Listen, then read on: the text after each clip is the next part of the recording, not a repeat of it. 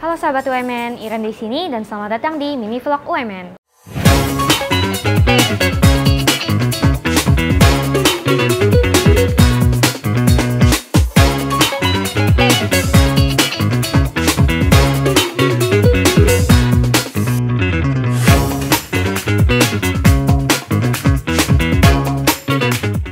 Nah sahabat UMN, kalian tahu nggak sih kalau di UMN itu kalian bisa mendapatkan pengalaman fine dining nih? Kira-kira rasanya gimana ya? Aku sendiri belum pernah sih. Hello, my name is Anas. Today I'm in charge as a server. For today we have Vietnamese menu. For the menu we have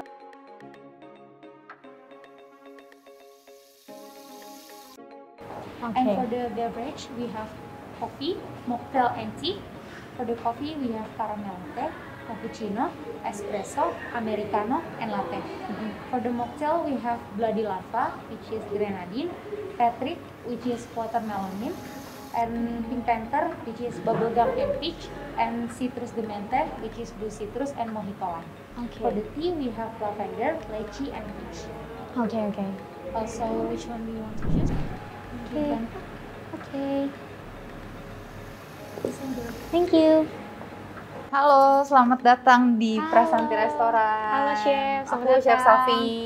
Oke, silakan duduk Chef. Ya, thank you. Oke, sahabat UMN. Jadi hari ini kita udah kedatangan bintang tamu yang spesial banget, yaitu Chef Safi nih. Ya, halo semuanya, sahabat UMN. Aku Chef Safira Pradiati, biasa dipanggil Chef Safi. Aku dosen kulineri dan juga both di praktikal ataupun teori. Pokoknya yang berhubungan dengan makanan, mata kuliahnya. Itu aku ajar di Hotel Operation Universitas Multimedia Nusantara. Oke. Gitu. Wow, Chef Safi, keren banget nggak sih di UMN tiba-tiba semua fine dining ya? Iya bener banget. Jadi untuk open resto ini di restoran kita namanya Prasanti Restoran, itu setiap minggunya ada praktikal dari mahasiswa yang mana menunya berganti-ganti. Jadi ada yang namanya food production 1, itu dia makanannya lebih ke European continental gitu. Lalu yang di food production 2 itu lebih ke Asian dan Indonesian food. Jadi ketika yang praktek itu kelas yang food production 1 dan food production 2 akan ada open resto dengan menu yang berbeda. Oke gitu. Jadi sahabat UMN ternyata kalau D3 di perhotelan UMN ini dapat kegiatan praktik langsung ya? Iya banget. Jadi di jurusan kita itu mostly hampir 70% itu praktikal, baru sisanya teori. Karena biar praktikalnya bagus, secara teori juga mereka harus menguasai. Oke. Terus ternyata Chef, teman-teman yang membantu serving sama teman-teman yang di dapur itu beda kelas loh ya? Beda banget. Jadi setiap open restoran itu ada yang namanya synchronized class, di mana yang di kitchen itu adalah kelas food production, yang di service itu kelas food and beverage service. Jadi supaya si restorannya ini benar-benar mahasiswa yang kita ajarkan, mereka secara personality, secara behavior itu siap untuk langsung magang di hotel-hotel yang nanti akan jadi tujuan mereka magang. Oke. Chef, mau nanya dikit nih. Boleh. Tentang fine dining gitu Chef. Karena kan belum tentu semua orang itu udah pernah ya kegiatan fine dining betul. gitu ya. Nah kira-kira apa sih serba-serbi fine dining yang perlu diketahui untuk orang awam gitu Chef? Oke, sebelum ke situ mungkin aku agak jelasin sedikit ya. Kalau untuk di Prasanti Restoran sendiri, dari kurikulum yang kita berikan, itu sebenarnya beragam jenis service yang dipelajari di kelas food and beverage service. Mostly akan fine dining. Kenapa? Karena memang secara service yang excellence begini, roots-nya itu lebih ke arah Eropa, yang mana mereka itu ibaratnya rumahnya fine dining banget deh. Nah, disitulah secara basic mereka harus kuat dulu supaya service jenis lain mereka sudah biasa service dengan finest quality yang bisa mereka berikan, kayak gitu. Nah, makanya di beberapa week dari mata kuliah food and beverage service mereka cenderung banyaknya fine dining, tapi ada juga yang à la carte, ada juga nanti yang buffet. Semakin berubah jenis makanannya dan juga jenis servisnya, mereka juga jadi harus terbiasa dengan set-up-an table-nya, apa yang harus mereka siapin, cutleries-nya, seperti itu. Nah, untuk fine dining sendiri, sebenarnya bull dari kebiasaan makan di kerajaan. Oh gitu. Oke. Yang mana kita mulai start itu dari cutleries terluar. Dan cutlery-nya itu nggak semuanya sama. Tergantung makanan apa yang disajikan sama chefnya. Misalnya saya cuma punya 3 course nih, appetizer, soup, dessert. Yang akan ada di meja itu adalah cutleries untuk appetizer, cutleries untuk soup, dan cutleries untuk dessert. Misalnya, kalau ada main course tapi nggak ada soup, itu juga cuma ada cutleries untuk appetizer, untuk main course, lalu dessert. Jadi nggak akan ketemu soup spoon di situ. Kayak gitu. Jadi tujuan kita sebenarnya open practical di Prasanti Restoran ini bukan hanya untuk mahasiswa kita, tapi untuk sahabat-sahabat UMN lainnya yang mau tahu dan mau belajar gimana sih caranya makan yang sesuai dengan etika fine dining gitu. Jadi harapan kita bukan hanya kita yang belajar, tapi kita juga bisa educate orang lain. Karena kalau misalnya gini, misalnya kamu coba untuk set course di luar, harus habis berapa sih ibaratnya gitu kan. Karena makanan fine dining, karena dia ingredients-nya juga fine, pasti harganya juga nggak murah dong. Iya, ya kan? betul. Bukan makanan sehari-hari Iya, ya, Chef ya. Nah, di sini kita sajikan supaya tanpa harus bayar mahal nih buat fine dining. Nah, kita bisa langsung ke Prasanti Restoran untuk cobain gimana sih etikanya kalau kita makan dari appetizer sampai dessert gitu. Karena lucu juga untuk mahasiswa kita nih, mereka dapat experience yang beragam. Katanya ada yang suka bilang, chef, orangnya nggak ngerti makan yang buat main course dipakai di sup kayak gitu. Chef, sendok main course-nya dipakai buat makan sup kayak gitu. Mereka jadi suka oke, berarti kalau kamu ketemu tamu yang seperti itu, kita harus adjust atau kayak gitu. Jadi semua saling belajar. Oke, sahabat UMN, ternyata bukan cuma untuk teman-teman perhotelan aja ya, ternyata untuk Civitas Akademika dan juga orang dari luar, orang umum juga boleh untuk datang ke sini dan belajar fine dining. Kalian baru tahu kan pasti kalau ternyata beda makanan, beda setup cutleries-nya juga betul gitu. banget. Makanya aku tuh sering banget kalau ketemu sama sahabat UMN yang lain, Civitas Akademika yang lain di UMN, aku tuh selalu bilang, follow ya Instagramnya perhotelan, karena kita tuh selalu kasih iklannya tuh di situ, platform yang kita punya untuk iklan setiap minggu kita open restoran, karena menunya akan ada 2 yang berbeda gitu, di hari Rabu sama di hari Kamis. Nih, daripada bingung kan dan penasaran ini cutleries-nya untuk apa aja, kayaknya aku langsung sajiin makanannya aja kali ya. Boleh banget, Chef. Oke, boleh. Kebetulan Mbak Iren hari ini kesini, kita lagi di week-nya Vietnamese cuisine. Jadi makanannya lagi seputar masakan Vietnam. Nah, ini ada appetizer-nya. Oke, yang pertama ini ada Vietnamese spring roll. Di luarnya ada rice pepper wrap. Di dalamnya kita sajikan dengan lettuce, lalu bihun, udang, dan juga sayur-sayuran seperti carrot dan cucumber. Untuk dipping sauce-nya, di sini ada yang base-nya peanut, sama juga ada yang base-nya soy sauce. Oke, untuk yang pertama cutleries yang digunakan itu adalah dessert knife dan dessert fork. Jadi ini boleh dipakai dulu yang terluar. Kayak gini ya, Chef, berarti ya? Oke, silahkan dicobain. Sahabat UMN yang paling luar dulu nih kalau fine dining, baru ke dalam cutleries-nya. Di-cut nggak, Chef? Boleh, sebenarnya sih preference masing-masing aja. Cuman kalau untuk etiketnya, kita nggak boleh bunyi antara sendok, garpu, piring, cutleries, dan plate-nya itu jangan sampai ada suara. Nggak ada bunyi klang-klang gitu, Iya, nggak boleh betul. berarti ya? Oke, terserah mau dipotong atau enggak nih? Iya, senyamannya aja. Kita coba potong dulu ya, Sahabat UMN. Rice paper. Iya, betul. Dan isinya bihun dan isian-isian lain, sayur-sayuran ya, Chef ya? Iya, sayur sama shrimp biasanya kalau untuk Vietnamese. Oke, maaf masih pemula nih Sahabat UMN. Ini originnya berarti dari Vietnam ya, Chef ya? Iya. Biasanya orang-orang Vietnam makan ini tuh di occasion kayak gimana sih, Chef? Dia untuk jadi snack bisa, untuk jadi appetizer bisa. Karena dia cenderung light dan juga isinya tuh nggak berat gitu. Ini base-nya semua homemade sausnya. Gitu. Kalau untuk Vietnam dia rasanya cenderung lebih ke ada asemnya, terus lebih seger gitu, dan sayur-sayurannya biasanya tuh banyak. Gitu. Oke. Wow. Setelah aku sekali makan, impression yang aku dapat itu mungkin makanan itu seger ya, Chef ya? Iya, apalagi kalau kita tahu ini kan sebagai appetizer ya. Appetizer itu kenapa sih dia dibilang appetizer? Diambil dari si kalimatnya itu sendiri, si katanya itu adalah appetize, supaya orang nih ready untuk masuk ke main course, supaya appetite kita naik. Jadi appetizer itu nggak boleh terlalu berat, tapi juga harus menaikkan rasa appetite kita gitu loh, supaya siap badannya untuk dan mulutnya untuk masuk ke main course yang akan cenderung lebih berat. Gitu. Ibaratnya kita belum makan apa-apa, tiba-tiba langsung disuguhin makanan berat kan pasti, aduh kayaknya kurang enak nih. Oke.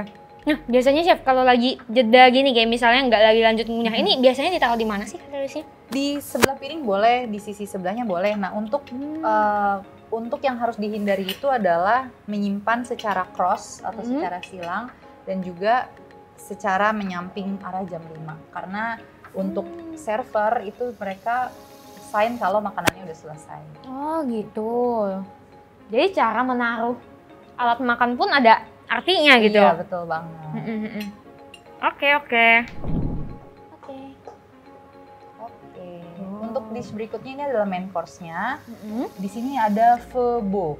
Kalau orang pasti yang nggak tahu bilangnya po.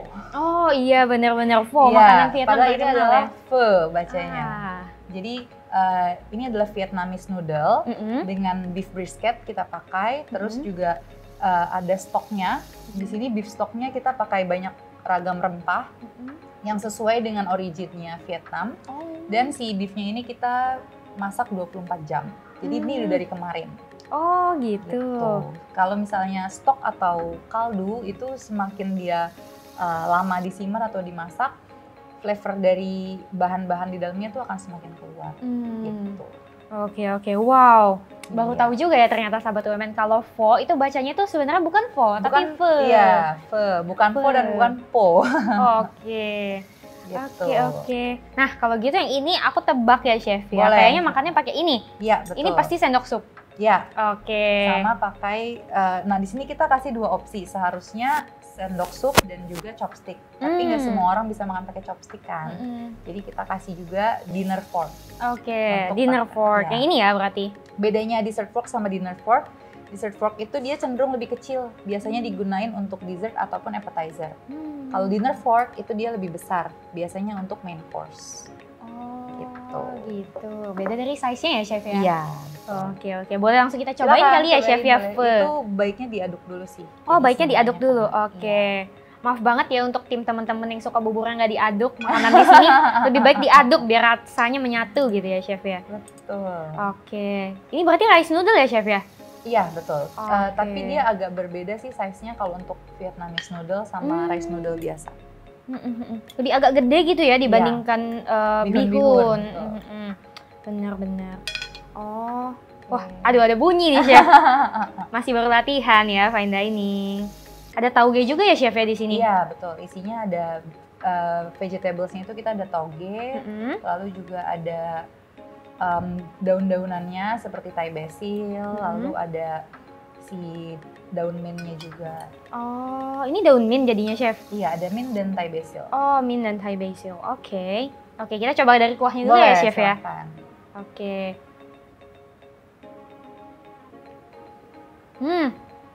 Rasanya enak ya chef ya? Iya dong, harus enak. Rasanya itu mirip-mirip apa ya? Kuah-kuah yang sapi, mirip-mirip sop buntut kali ya. Tapi ada sensasi asamnya sedikit. Dan biasanya gitu. untuk si Vietnamese itu kan dia emang cenderung ada asamnya, peppery kayak gitu. Iya, ada sensasi segernya gitu. Kalau boleh tahu asamnya dari mana sih chef? Asamnya itu dia banyak macam, ada lime-nya juga, tapi di sisi lain dia juga ada pakai vinegarnya juga. Oh, lime sama vinegar. Oke. Nah, sekarang kita cobain rice noodle-nya kali ya, chef ya? Boleh. Oke. Nah, ada peraturan nggak, chef, dalam menyeruput mie atau sejenisnya? Baiknya, ini saya coba contohin ya. Misalnya ini pakai ini. Noodle-nya itu digulung dulu di sendoknya. Oh, kayak gini ya, chef? Iya. Oke. Secukupnya kita bisa makan. Oh, oke. Kalau terlalu panjang dipotongnya gimana tuh, chef? Pakai sendoknya aja. Jadi di... Oh, kayak gini ya? Atau diambil sedikit dulu. Oke.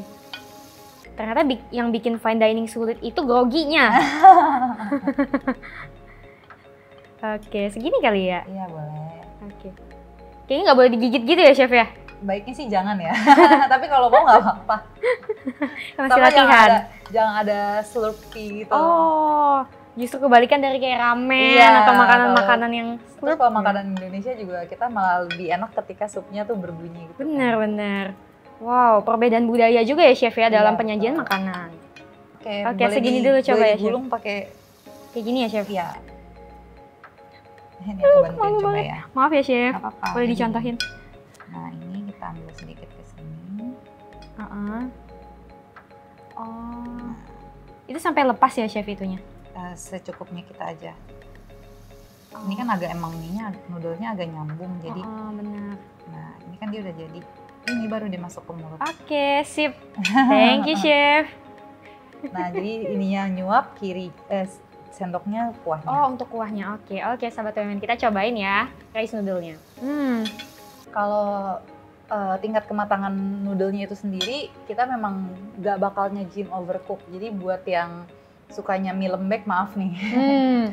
Oke, wow. Sangat unik sekali rasanya nih sahabat WMN. Sekarang kita cobain beefnya kali ya, beef brisketnya ya chef ya. Iya. Nah ini biasanya makannya pakai garpu, dicolok atau di... Pakai sendok dan kuahnya sih lebih enak karena Oh, jadi lebih masuk gitu. oke nih. Dapat beef sama tauge-nya ya. Iya. Kita coba ya. Kalau gitu di fine dining itu ada beberapa keadaan di mana kita boleh aja makan pakai tangan kiri ya chef ya. Iya, kayak misalnya kita lagi main course kan, fork sama knife misalnya. Ketika kita ambil steaknya, masuk mulut kan mau ngomong kiri dong, nggak mungkin kita tuker dulu. Iya bener Terus ya. kiri. Oke. Orang Indonesia kan kebanyakan diajarin makan pakai tangan Iya, kanan pokoknya betul. gitu ya. Betul. Oke. Kita cobain dulu ya beef brisket, tauge-nya dan juga kuahnya.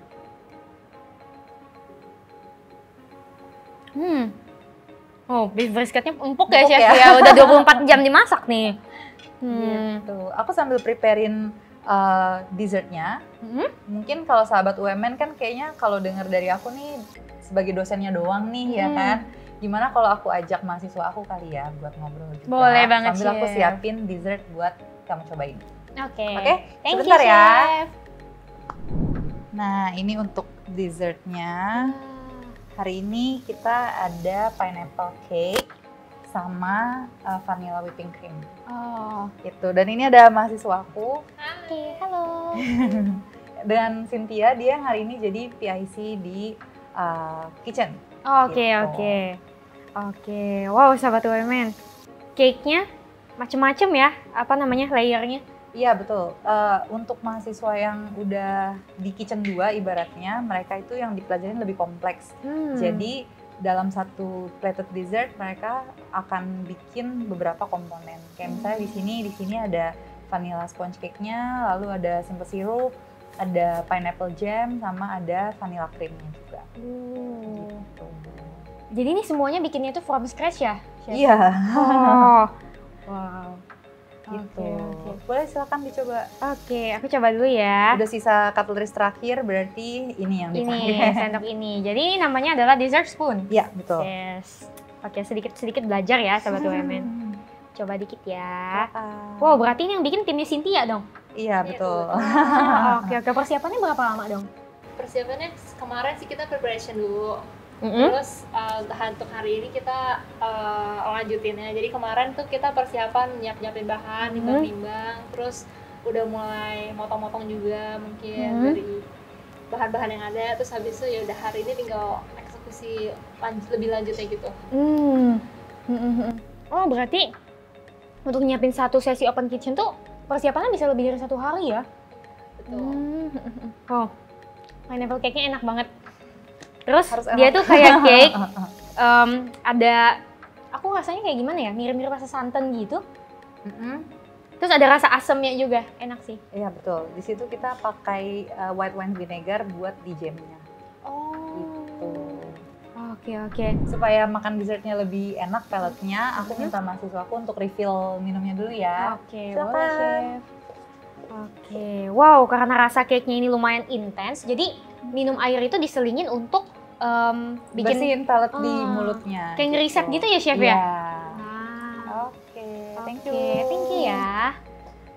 Oke. Jadi kalau misalnya kita udah ngerasa agak gimana Berat ya? di mulutnya, di rinse aja. Oh, di-rinse dengan minum air gitu. Iya, betul. Wow, tips fine dining ya sahabat UMN. Mungkin Cynthia bisa cerita juga nih. Kamu kenapa sih ngambil perhotelan? Kenapa ngambil perhotelan? Personally sih aku kayak tertarik gitu di dunia kulineri gini, kayak maksudnya masak-masak, khususnya pastry gitu, karena pastry kayak susah gampang gitu kan, kayak banyak banget tantangannya. Terus habis itu seru aja sih untuk pelajari lebih lanjutnya, karena juga akunya suka untuk dessert gitu. Jadi aku kayak pengen aku tuh juga bisa buatnya, nggak cuma bisa makan gitu. Oh, oke. Berarti sejauh ini teman-teman perhotelan ini udah belajar apa aja ya, Chef? Kalau untuk mata kuliahnya sendiri, mereka itu kan diawali sama perkenalan dari rooms dulu, ada rooms division namanya. Itu front office, housekeeping, seperti itu. Baru ketika mereka udah secara behaviornya udah kebentuk nih, gimana sih ini jadi seorang hotelier, kita bilangnya orang-orang yang di dunia perhotelan itu disebutnya hotelier. Jadi ada kayak willingness to serve-nya lah, atau mereka ramahnya itu udah harus kita bentuk dari situ. Ketika udah bisa terbiasa, baru kita kenalin sama yang namanya food and beverage service. Karena food and beverage service itu cenderung lebih banyak guest touch-nya kan, ketimbang rooms. Kadang kalau FO itu kan cuma pada saat check in, check out. Kalau housekeeping malah jarang kelihatan karena kamarnya ready dulu baru tamunya masuk. Sementara kalau food beverage baik di service maupun di kitchen semuanya akan guest touch secara langsung gitu. Jadi mahasiswa-mahasiswa ini udah terbiasa untuk serving gitu. Dan don't be intimidated buat yang nggak bisa masak atau belum pernah masak tapi mau belajar, karena apa gunanya saya di sini kalau kamu udah jago gitu. Jadi aku selalu bilang ketika kamu punya keinginan untuk bisa masuk dan daftar tuh nggak apa-apa. Jadi masuk perhotelan itu nggak harus bisa masak. Dengan ada keinginan untuk suka makan aja, kita bisa ajarin itu. Gitu. Oke, berarti jangan takut ya Chef ya, karena banyak juga teman-teman perhotelan belajarnya dari awal gitu. Kayak Cynthia, coba kita tanya, SMA-nya jurusan apa? Boleh. SMA-nya jurusan IPA. Jauh. Jauh kan, tapi bisa, maksudnya bukan berarti ketika jurusan SMA-nya tuh nggak masak nih, nggak boga. Bahkan yang masuk ke jurusan kita pun nggak sedikit yang background-nya itu bukan dari boga. Aku pribadi juga background-nya waktu SMA bukan dari boga gitu, cuman karena karirnya as a chef, jadi barulah tuh meniti di situ. Jadi nggak usah khawatir buat yang aku anak IPA tapi suka makan dan mau belajar masak, boleh banget. Oke. Wow, berarti Cynthia juga ya belajarnya itu dari awal banget gitu. Ya, sama. Semuanya tuh dipelajarin dari housekeeping dan juga front office, service, masaknya, serving. Udah all in ya satu paket gitu Chef. Oke. Nah Cynthia, dari mempersiapkan set menu hari ini, apa sih menurut kamu tantangan terbesar yang perlu kamu hadapi gitu sebagai ketua tim juga kan ya? Iya betul. Apa tuh? Tantangannya mungkin ini ya, kayak kita kan sebagai ketua timnya kita kayak harus tahu standar rasa dari menu tersebut tuh kayak gimana supaya nggak salah. Buat make sure lagi, kadang aku juga tanya ke chefnya supaya dibantu gitu. Terus nyusun temennya biasanya. Ngesain gitu ya siapa yang di station mana gitu. Oh ya benar, sama mungkin bikin platingannya kayak untuk platingan hari ini tuh kayak gimana sesuai dengan menu yang ada gitu.